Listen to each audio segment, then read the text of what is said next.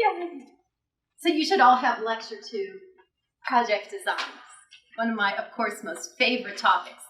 So for this part of the lecture, for evidence-based practice 3, we're going to go over the different types of designs to answer your PICO questions. So I've categorized, basically your designs come into experimental and non-experimental designs. So we're going to look at the characteristics of those 2 types of designs. We're also going to select a design based on your particular PICO question. And then if you have a question in mind, we can help you to select a design for that as well. So here's our Thanksgiving dinner. So the design turns out to be the foundation upon which you are building your event or building your PICO question. So for Thanksgiving dinner, you basically have 2 choices. You could sit inside and eat dinner, or you could go out. So if you're sitting inside, you decide you could have a buffet dinner, you could have a covered dinner, you can have somebody cater with the little white gloves and come in with all the silverware and take everything out afterwards. You can, out of home, you can go to a restaurant, you can go to a social hall, you can go to the beach, you could be on a cruise. So there's 2 different types of designs that would cover your Thanksgiving dinner, in-home or out of home. Translating that to evidence-based practice, you're either going to do an experimental design or a non-experimental design. So there's a number of designs that fall under each of these 2 categories. For where we are right now at Excela Health, non-experimental, the designs that we'll cover are observational, descriptive type designs. And these are the 4 categories that they can fall under, and we'll talk about those in a minute. The other designs that we could do right now under experimental, which would be your intervention designs, are randomized controlled and non-randomized controlled trials, okay? So there's 2 types of designs, non-experimental and experimental. You're going to pick the design based on your PICO question. You may have a PICO question that doesn't have an intervention. Well, then you're not going to use an experimental design, and then you wouldn't need a control. So we have to decide what question you're going to look at. In addition to your question, we also have to select designs based on patient preferences, based on nurses' clinical judgment and nurses' expertise. Non-experimental designs. These are no interventions, observation descriptive only. Your patients may, based on their values and preferences, are going to decide whether or not they want to be in your project. And if they are in your project for a descriptive study, they might not want to participate, or they might want to tell you what you want to hear. So you might not always be clear on the data that you've received from your patients based on their values and preferences. The nurse's clinical judgment is crucial in any kind of a design, particularly your non-experimental designs, because your nurses are the ones that are looking at these patient outcomes and saying, this is what I think would work in this patient, this is what I'm observing, this is what I think is worthy of future investigation. The same thing about nurses' expertise. In any of these designs, experimental or non-experimental, nurses may need additional education. You would need this course to kind of have an understanding of how to set up your design. You might need some additional education in using particular surveys or instruments, things like that. We talked, Lois had mentioned about the IRB approval. In any kind of an observation or non-experimental design, again, as Lois had said, or we had talked about and Deb had said, it could be expedited or exempt. You would still have to apply to the IRB. And then they would tell you whether or not you're expedited or exempt. So when do you apply for the IRB? Remember, whenever you have generalizable knowledge. That's the difference between research and quality improvement or evidence-based practice. So as we go through our PICO questions, it would be up to you as a project team to decide whether or not your question and your level of data rise to the level of research or remains at a project level. And that will be different for everybody, but we'll talk about that today. All right. So those non-experimental design studies, they're observation, they're descriptive. It might be, when we get to methods, you might be giving somebody a survey, you might be observing them. So whenever we conducted the evidence-based practice research study where you completed the questionnaires about beliefs and implementation and the organizational culture, that was considered a cross-sectional study. So for a 2-week time period, everybody had a chance to fill out those forms, and that was one snapshot in time of everybody's beliefs, implementation, and organizational culture for evidence-based practice. If you're going to measure something over time, that's a longitudinal study. If you're going to look at something that's in the past, like current or past, that will be considered retrospective. And if you're looking at events that haven't occurred, that's prospective. So some of this is all coming back. Everybody's like, yeah, I know this stuff. Okay, because you do this every month. Don't you do all these like quality indicator things so that you get reports from the past 3 months that say, here was your patient satisfaction? Well, that's retrospective, right?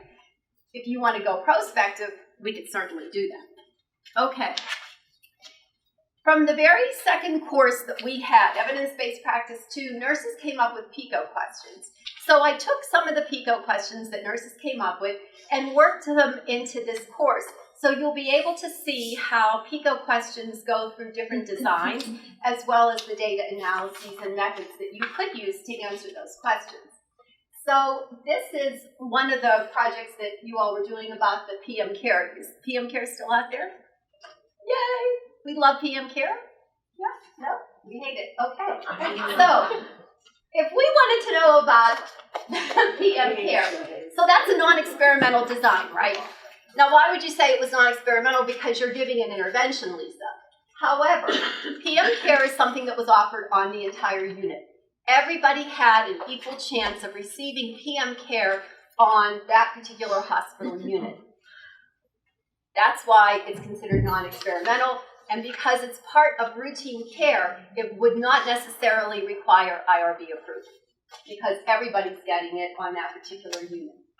You could use this as a cross-sectional measurement, because you could say, during July, we're going to measure everybody's patient satisfaction regarding PM Care, just for the month of July. So that's a slice. That's a cross-sectional study or project related to that particular PICO question. Now, certainly, you can do a different measurement. You can do retrospective, you can do prospective, but that would just be one example. Does this make sense? We're not considering this an intervention study because everybody has an equal chance of receiving PM Care on that particular unit, and that is the unit standard of care at that particular time. Okay, here's another non-experimental design. Here's the one about falling at home. So if you're at risk for falling at home, are you more at risk at falling in the hospital compared to those people that don't fall at home? I think that's a pretty good question. So again, it's non-experimental. It's not like you're throwing out hazards on the ground for people to trip over and fall. You're not enticing people to fall. You're just observing people when they come into the hospital. So it would be a longitudinal measurement because everybody that comes onto your nursing unit is asked the question, have you fallen at home in the past month? And then you're observing everybody for falls, right? And that's something you do all the time anyways, I would imagine. Isn't that one of your indicators is falls, like whether or not people fall? Okay, so while everybody's in the hospital on your nursing unit, they all get asked, did you fall at home? And then everybody's measured for falls while they're there. Does that make sense? Would you think you would need IRB approval for this? No, it's part of routine nursing care. It's not generalizable data. Everybody's receiving that intervention. Right, and nobody's getting an intervention. We're not making people fall. We're not giving them therapy to make them better so that they don't fall at home. We ain't doing nothing except keeping a safe environment so that they don't fall. All right. Now, here was another. Oh, this was a PICO question that came up, but I kind of redid it. So, if you have a 3-month unit-based mentored orientation, does that affect employment among your nurse residents? So this would be non-experimental. You haven't done anything except put them through a residency program. And this is retrospective. So what you could do is over a period of time, look at your different nurse residents and look at their characteristics. And you could say, well, geez, are these nurses still employed 5 years later? And what are they doing? Did they transfer out of units? Did they participate in your professional practice model? Did they leave? So you can look at those characteristics retrospectively. So we could start today, pull all of those residents, and go back. That would be a retrospective study. If you wanted to do this prospectively, you could do it prospectively, right? So when the class of 2017 finishes, you would follow them forward. And you might ask them a survey or a question every month. Are you involved in professional practice model? Are you still on your unit? Like that. So you could follow them forward and then see, are you retaining them? Are they quitting? Are they transferring? Whatever outcomes you want to look at. IRB or no IRB approval? You would not need IRB approval because this is data you've already collected. And it's part of their employment record. I would blind the data once you collected it, take people's names off of it whenever you're analyzing it.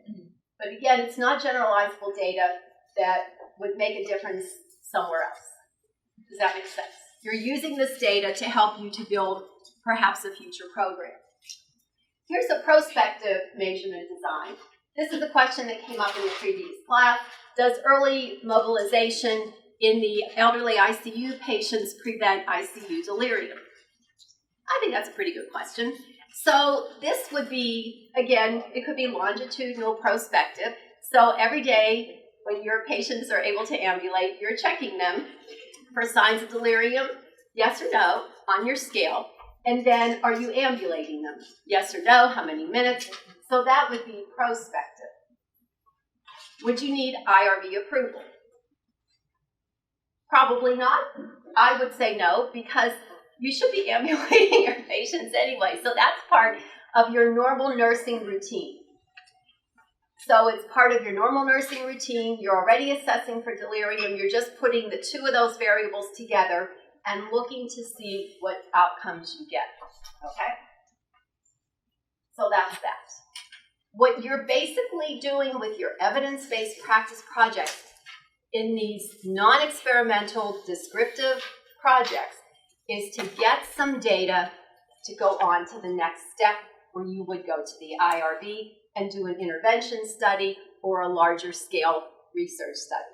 Does that make sense?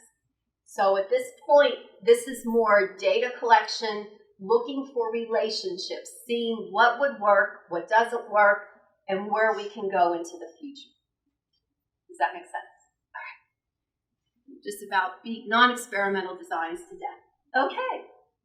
Any questions so far? We're doing great. This is all a good review, right? We all had this in school. Yes. All right. Experimental designs related to PICO.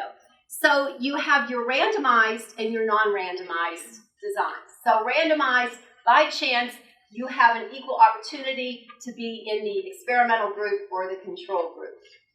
Non-randomized is you're just put into a group for whatever reason, depending on your PICO question.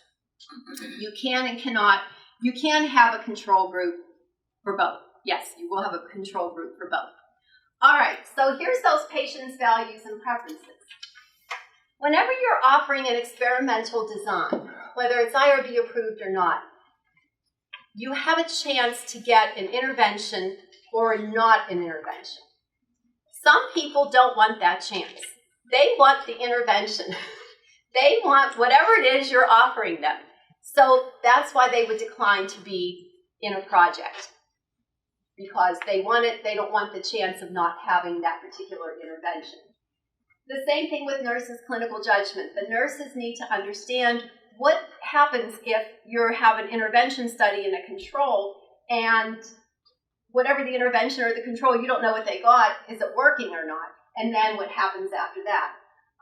So then you also need to know who's eligible.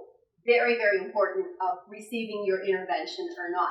You might need additional knowledge, education in order to deliver a particular intervention. And we used to have this at Children's, because we did a lot of research at Children's. The physicians did a lot of pharmaceutical studies. They don't want to give a pharmaceutical that they don't know what they're giving. So if you're taking care of a patient in the ER and the patient is randomized to get either the antibiotic or not the antibiotic, the nurse doesn't want to give the experimental drug because she doesn't know what she's giving. And then you have that right to not participate in that, but somebody has to give it if the patient's consented. somebody has to go forward with that intervention. So when you're selecting your project team and you're going to limit the number of people who can offer an intervention, the nurses who are on your team have to be okay with going with being blinded, if that's the way your design is, for a particular intervention. Does that make sense? You can't be on the team and then all of a sudden the team all says, I don't like being blinded, I want to know. Too late now, you're on the team. You either have to disband the team because you have to be able to have somebody give that intervention. Does that make sense? All right. Good. For randomization, it doesn't necessarily need to be patients. It could be patients. It could be nursing units. It could be hospitals. You can do projects maybe at La Trobe but not at Frick or something like that. However it is that you all want to work that out. Remember, with randomization, everybody has an equal chance of being either in the experimental group or the control group. There can be more than one intervention, whether or not it's randomized or non-randomized. The patients can be blinded and not know what they're getting. The nurses can be blinded and not know what they're administering, so that's your double-blind study. This is very, very getting into the research aspect of from evidence-based practice into research, where you're now talking IRB approval. So just so you know, unless you have that non-experimental observation descriptive data to help you to move to this phase, you're not going to get to this phase. So all of these projects, we have to back up, and get our data. All right, controls. You usually almost always have a control, even if you're your own person, you're your own control. And that control could be a nursing unit, it could be another group of patients, it could be the way your current practice is. That's all based on your PICO questions. The ethical considerations, the burden on the patient. How much does the patient have to decide to participate? How much are you asking a patient to do in your intervention? It might just not be as easy as taking a pill. You might have your patient filling out a questionnaire every half hour. That might be too much of a burden. The burden on nurses. All of you are in this patient surge right now. Can you imagine doing some kind of an intervention study where you have to go in and monitor a patient every 15 minutes? And you might have 5 patients enrolled in a study on your unit. Well, who has time for that? So you have to think about the burden on the staff and then that control. What is it that you're going to use as the control as such? So again, this is the time for IRB approval. You're doing something to somebody, whether it's a nursing unit or a patient or something. And this is going to give you more generalizable data because you're going to have more controls in place. And when you analyze your data, you're going to have a lot more sophistication at that level. Sometimes using a randomized control or experimental design isn't ethical. Again, you don't want to cause people to fall or do any kind of intervention that would harm them. So we're back to that descriptive study. So until we have enough data from those descriptive studies, we're not going to move forward with an intervention design. And we've already said that now you're getting to the point of this being research, and we can always go back to evidence-based practice 1 and redo the definitions for research, quality improvement, and evidence-based practice, if we get a little lost. Okay. This was a question that came up in one of the evidence-based practice, from evidence-based practice 2, about the lavender drops getting infused at bedtime, and does that help with insomnia? I think that's a really good question. So here's your experimental design, because you're either going to get lavender drops or you're not, and you're going to come up with some self-report of insomnia. There's a lot of self-reported scales out there for insomnia, the Pittsburgh Sleep Index, blah, blah, blah.